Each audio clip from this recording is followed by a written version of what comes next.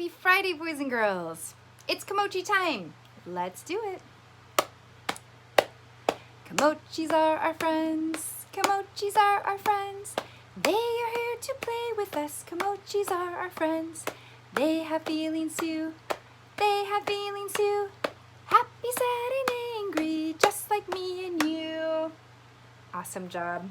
Well, Clover is back because Clover wanted me to read a story today, and it just happens to have Clover as the main character in the story, and it also has some of his Kimochi friends. So we learned that Clover is a symbol for being lucky, and so is a little ladybug, Howard. But Clover isn't very lucky. So we are going to be reading about his story, and we're going to see what he does when things don't go exactly as he had planned. Let's see how Clover handles it. You ready? All right, let's read it. It's called Clover's Happy, Not So Lucky Camping Trip.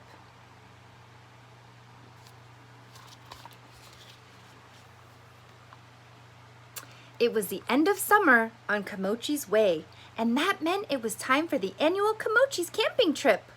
Clover was in charge of the trip. He loved to camp. Look at all his camping gear. He looks ready. Howard looks ready. But not everyone was as enthusiastic about camping as Clover. Cloud liked to camp alone. If Cat couldn't be in charge, she preferred being at home. Bug was afraid of the dark. And while Bella loved the scent of morning dew, she didn't like to be covered in it. Octopus's favorite thing about camping? S'mores, of course. I've got 3 kinds of chocolate. On the morning of the big trip, Clover overslept and kept his friends waiting. When he finally showed up, his friends were concerned and frustrated. So concerned is the same as worried. They were worried about him, worried about their friends. But they were also frustrated because he was late. "Are you sure we have everything we need?" asked Cloud.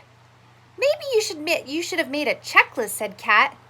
"I brought the bug spray," said Bug.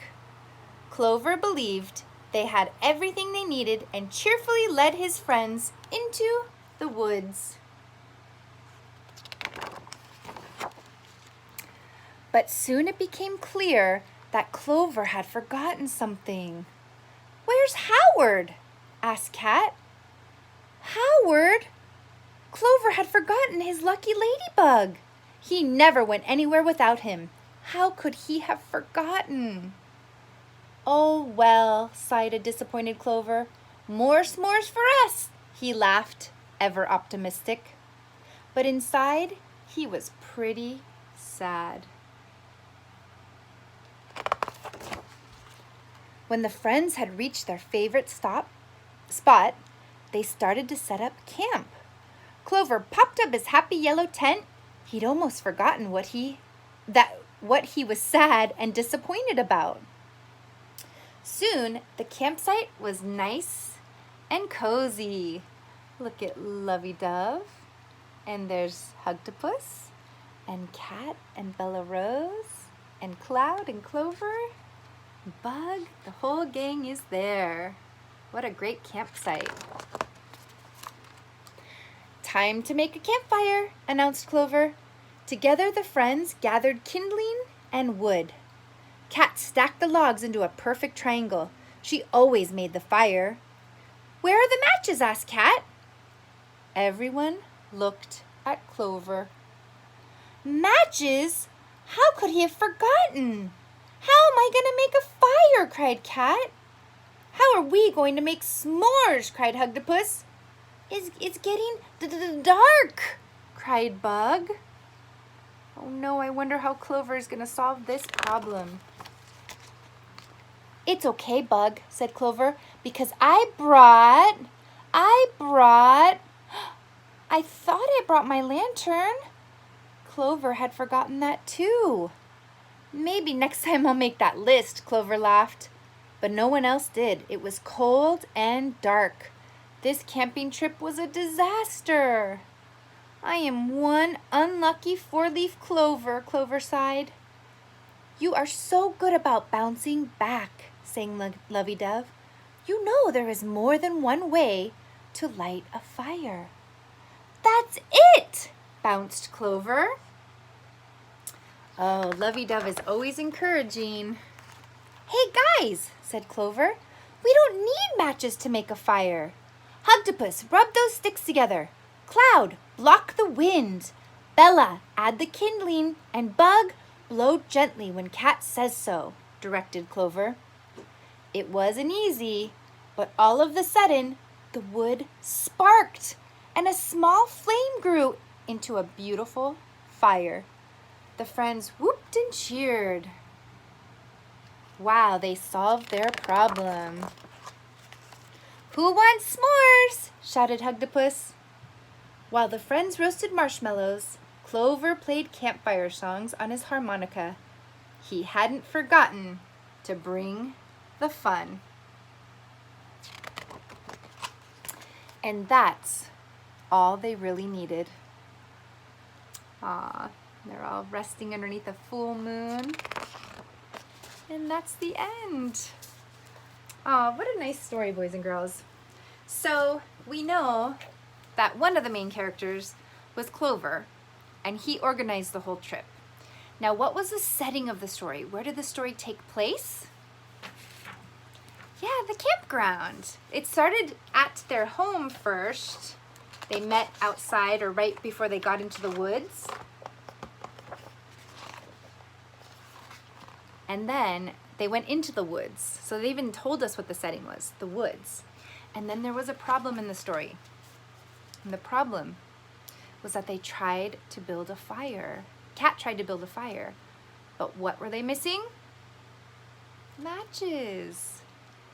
And so then Bug got a little bit scared and wanted some light.